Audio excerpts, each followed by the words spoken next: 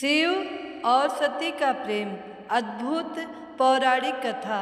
दक्ष प्रजापति की सभी पुत्रियां गुणवती थीं, फिर भी दक्ष के मन में संतोष नहीं था। वे चाहते थे उनके घर में एक ऐसी पुत्री का जन्म हो जो सर्व शक्ति संपन्न हो एवं सर्व विजयिनी हो। अतः दक्ष एक ऐसी ही पुत्री के लिए तप करने लगे। तप करते करते अधिक दिन बीत गए तो भगवती आद्या ने प्रकट होकर कहा, मैं तुम्हारे तप से प्रसन्न हूँ। तुम किस कारण तप कर रहे हो? दक्ष ने तप करने का कारण बताया तो माँ बोली, मैं स्वयं पुत्री रूप में तुम्हारे यहाँ जन्म धारण करूँगी। मेरा नाम होगा सती। मैं सती के रूप में जन्म लेकर अपनी लीलाओं का विस्तार करूँगी। फलतः भगवती आद्या ने सती रूप में दक्ष के यहाँ जन्म लिया। सती दक्ष की सभी पुत्रियों में सबसे अलौकिक थीं। सती ने बाल्यावस्था में ही कई ऐसे अलौकिक आश्चर्यचकित करने वाले कार्य कर दिखाए थे, जिन्हें देखकर स्वयं दक्ष को भी विस्मयता होती रहती थी। जब सती विवाह योग्य हो गई तो दक्ष को उनके लिए वर की चिंता होने लगी। उन्होंने ब्रह्मा जी से इस विषय में परामर्श किया। ब्रह्मा जी ने कहा, सती आद्या के अवतार है। आद्या आदि शक्ति और शिव आदि पुरुष है। अतः सती के विवाह के लिए शिव ही योग्य और उचित वर हैं। दक्ष ने ब्रह्मा जी की बात मानकर सती का विवाह भगवान शिव के साथ कर दिया। सती कैलाश में जाकर भगवान शिव के साथ रहने लगी। भगवान शिव के दक्ष के दामाद थे, किंतु किसी वजह से दक्ष के हृदय में भगवान शिव के प्रति वैर और विरोध भाव पैदा हो गया। एक बार देवलोक में ब्रह्मा ने धर्म के निरूपण के लिए एक सभा का आयोजन किया था। सभी बड़े बड़े देवता सभा में एकत्रित हुए। भगवान शिव जी भी इस सभा में बैठे थे। सभा मंडल में दक्ष का आगमन हुआ। दक्ष के आगमन पर सभी देवता उठ खड़े हो गए, पर भगवान शिव खड़े नहीं हुए। उन्होंने दक्ष को प्रणाम भी नहीं किया। फलतः दक्ष ने अपमान का अनुभव किया। केवल यही नहीं, उनके हृदय में भगवान शिव के प्रति ईर्ष्या की आग जल उठी। वे उनसे बदला लेने के लिए समय और अवसर की प्रतीक्षा करने लगे। एक बार सती और शिव कैलाश पर्वत पर बैठे हुए परस्पर वार्तालाप कर रहे थे। उसी समय आकाश मार्ग से कई विमान कनखल की ओर जाते हुए दिखाई पड़े। सती ने उन विमानों को देखकर भगवान शिव से पूछा, प्रभु, यह सभी विमान किसके हैं और कहाँ जा रहे हैं? भगवान शंकर ने उत्तर दिया, आपके पिता ने बड़े यज्ञ का आयोजन किया है। समस्त देवता और देवांगनाएं इन विमानों में बैठकर उसी यज्ञ में सम्मिलित होने के लिए जा रहे हैं। इस पर सती ने दूसरा प्रश्न किया, क्या मेरे पिता ने आपको यज्ञ में सम्मिलित होने के लिए नहीं बुलाया? भगवान शंकर ने उत्तर दिया, आपके पिता मुझसे बैर रखते हैं, फिर वे मुझे क्यों बुलाने लगे? सती मन ही मन सोचने लगी, फिर बोली, यज्ञ के इस अवसर पर अवश्य मेरी सभी बहनें आएंगी। उनसे मिले हुए बहुत दिन हो गए। यदि आपकी अनुमति हो तो मैं भी अपने पिता के घर जाना चाहती हूँ। यज्ञ में सम्मिलित हो लूँगी और बहनों से भी मिलने का सुअवसर मिलेगा। भगवान शिव ने उत्तर दिया, इस समय वहाँ जाना उचित नहीं होगा। आपके पिता मुझसे बैर रखते हैं। हो सकता है वे आपका भी अपमान करें।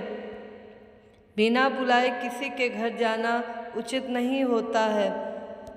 इस पर सती ने प्रश्न किया, ऐसा क्यों भगवान शिव ने उत्तर दिया, विवाहिता लड़की को बिना बुलाए पिता के घर नहीं जाना चाहिए, क्योंकि विवाह हो जाने पर लड़की अपने पति की हो जाती है। पिता के घर से उसका संबंध टूट जाता है। लेकिन सती पीहर जाने के लिए हठ करती रही, अपनी बात बार बार दोहराती रही। उनकी इच्छा देखकर भगवान शिव ने पीहर जाने की अनुमति दे दी। उनके साथ अपना एक गढ़ भी साथ में भेज दिया। उस गढ़ का नाम वीरभद्र था। सती वीरभद्र के साथ अपने पिता के घर गई। घर में सती से किसी ने भी प्रेम पूर्वक वार्तालाप नहीं किया। दक्ष ने उन्हें देखकर कहा, तुम क्या यहाँ मेरा अपमान कराने आई हो? अपनी बहनों को तो देखो, वे किस प्रकार भांति भांति के अलंकारों और सुंदर वस्त्रों से सुसज्जित हैं। तुम्हारे शरीर पर मात्र बाघंबर है। तुम्हारा पति शमशानवासी और भूतों का नायक है। वह तुम्हें बाघंबर छोड़कर और पहना ही क्या सकता है? दक्ष के कथन से सती के हृदय में पश्चाताप के सागर उमड़ पड़ा। वे सोचने लगी, उन्होंने यहाँ आकर अच्छा नहीं किया। भगवान ठीक ही कह रहे थे, बिना बुलाए पिता के घर भी नहीं जाना चाहिए। पर अब क्या हो सकता है? अब तो आ ही गई हूँ। पिता के कटु और अपमानजनक शब्द सुनकर भी सती मौन रहीं।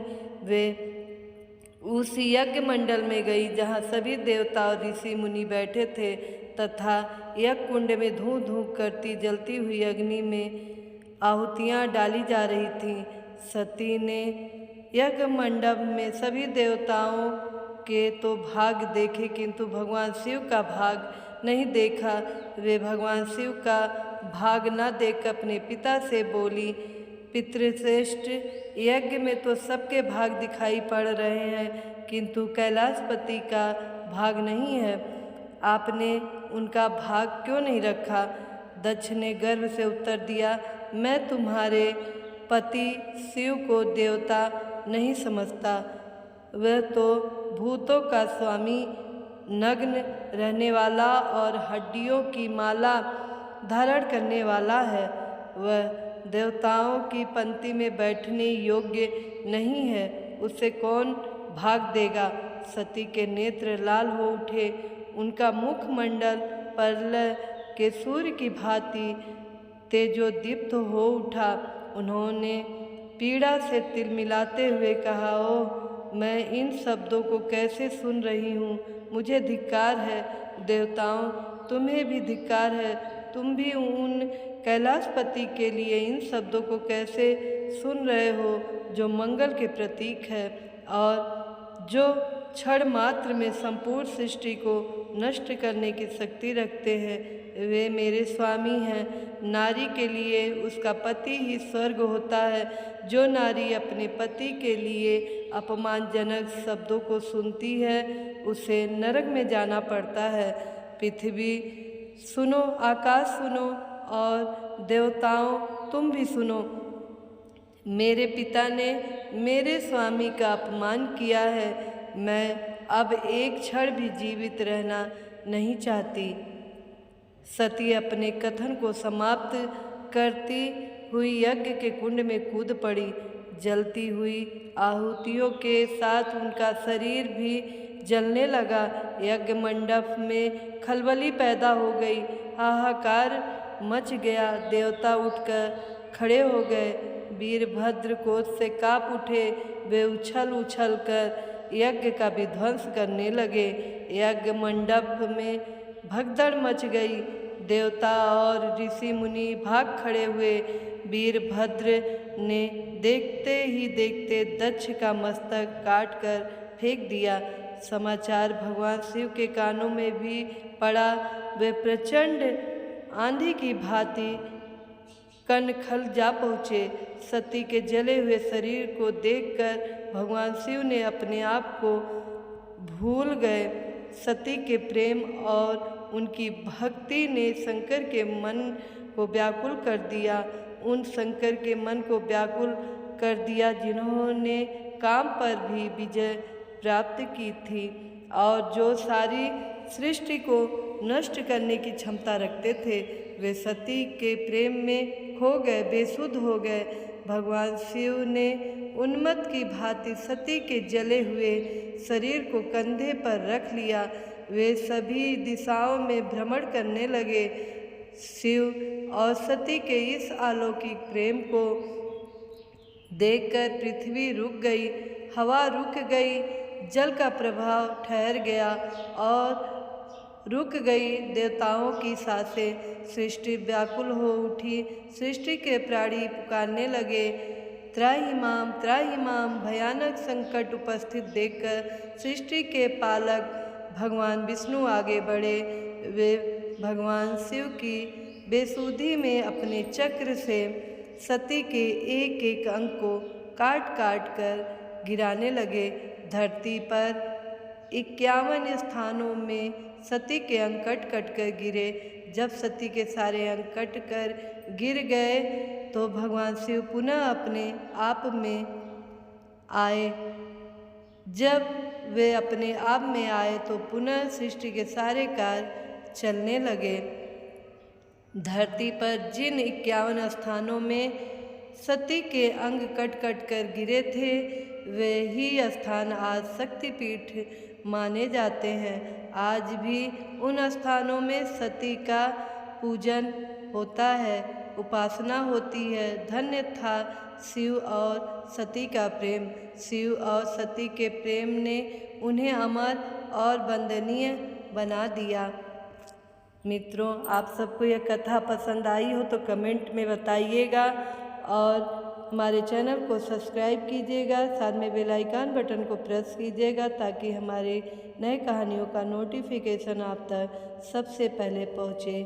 जय पार्वती मैया, जय शिव शक्ति मैया, जय भोलेनाथ।